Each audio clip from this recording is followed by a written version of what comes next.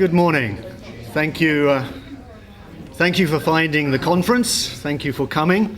As I'm sure you all know, this is an EU Centres Network hosted conference, but it's the Australasian EU Centres annual conference events. And I want to begin by acknowledging the financial co-funding support from the Australian National University, from Royal Melbourne Institute of Technology and the University of Adelaide, who've contributed to making this such a success, paying for your hotel rooms and this evening's dinner.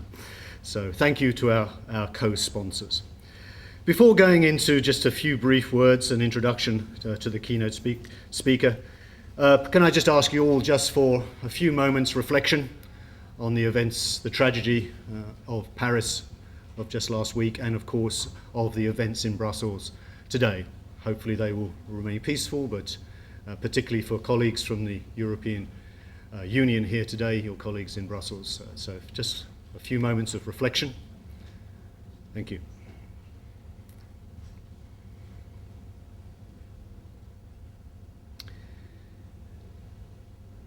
It goes without saying that none of us would be here without the generous financial support of the European Union, the Commission grants that the Australasian centres all enjoy.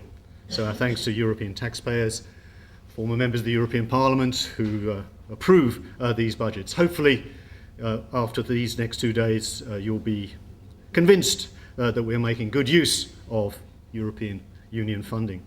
And those of you who were last night able to go to the reception saw the beginnings, the very, very first day of the so-called Europe House building, which will become a very important focal point in this city for all things European. Hopefully you've had time to look already in the conference outline, and you'll see, and if you do a quick head count here, we have about 60 participants and 38 papers in this conference, compressed into just under 2 days. And again, we're particularly happy that in keeping with past conferences, we have almost an equal balance of graduate papers, MA, PhD students, as well as junior and senior academics. And we do want to see that interplay between the old and the young for synergy reasons. Also, hopefully you've already noted in the conference program, we have 2 keynotes today, which is particularly special. The first by Ambassador Sem Fabrizi, who I'll introduce just now, who will open proceedings. And at the end of today at 5 o'clock, the former member of the European Parliament, Baroness Emma Nicholson, will close with the keynote. In terms of the opening session, the opening keynote of Ambassador Fabrizi, if you turn to page 19, you will see much of his life laid bare. And I won't read it all out, but just note that he has had some not just impressive, but also very interesting and challenging appointments from the Italian Foreign Ministry as a career diplomat, Italian Prime Minister's Office, and of course now as in the EAS as Ambassador to Australia and New Zealand, based in Canberra. Previously, I see you've travelled to Brussels, Geneva and Beijing, so I'm sure you're enjoying Canberra in contrast. And perhaps the achievement you're most proud of, 3 wonderful children, and hopefully Canberra is treating you in a generous and interesting way. Welcome to New Zealand, because you are also the ambassador to New Zealand. And without any further ado, Ambassador Sem Fabrizi, please. Thank you, Martin, and dear friends, ladies and gentlemen, Baroness Nicholson. Is indeed a pleasure to be back in New Zealand and being with you for this important regional conference of the 6 EU centres in Australia and New Zealand, the largest network below the equator, as we say proudly in Brussels. The framework for my remarks today is the European Union as a driver for change. I think there's a question mark, and it's my response since the beginning would be yes. Europe has been and remain a a powerful and successful driver for change, and I will say you why. Martin Holland has already said something about the tragic event in Paris, and we consider what happened in Paris an attack to what Europe stands for. I mean, Europe is a continent of inspired by peace, democracy, prosperity, the way we think we need to live each other, the sense of tolerance, multiculturalism, the way we are open to the world. And this attack has been an attack on this set of modus vivendi, the way we interpreted life. Certainly the European, both the institution, but mostly the people, are given a response of unity and solidarity. And this has been very, very important. And although we all know that it won't be easy nor quick to fight ISIS, for the many reasons you can imagine, we've also been very relieved by the fact that a strong sense of unity and solidarity came from all over the world, including from New Zealand and Australia, two countries so close to us.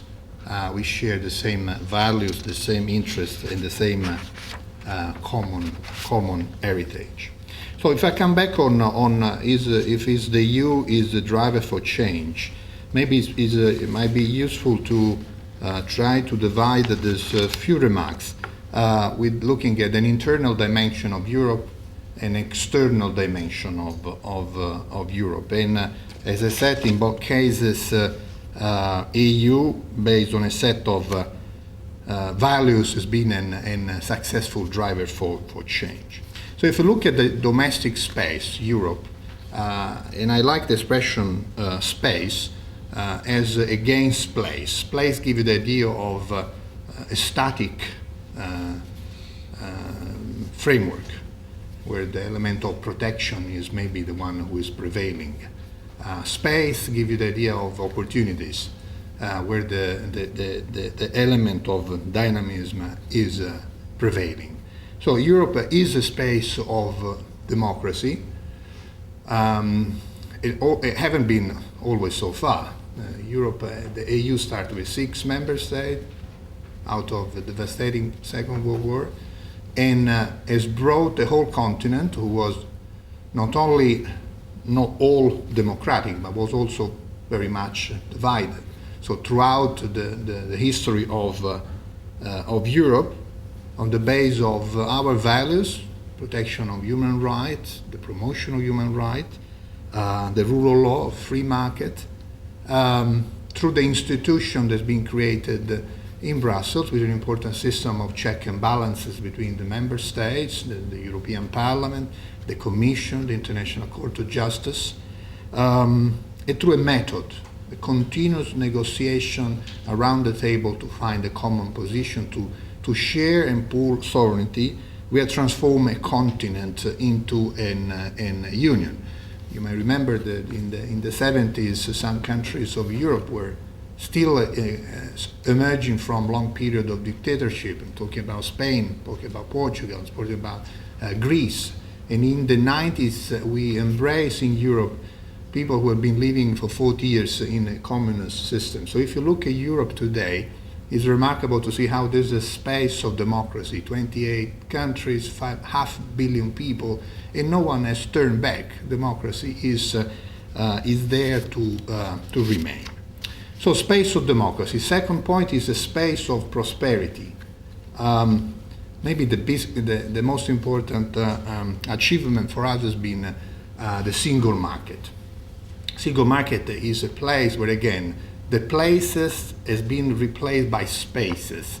All the barriers, all the regulation, the fragmentation among the countries, among the sectors has been teared down. The European Union, especially the European Commission, has their a very important role in let those barriers come down. And right now you see a reality of freedom of movement of goods, services, capitals, peoples, that made Europe the biggest single market. Again, 500 million of consumer, and a jewel of the crown that made Europe the largest world economy.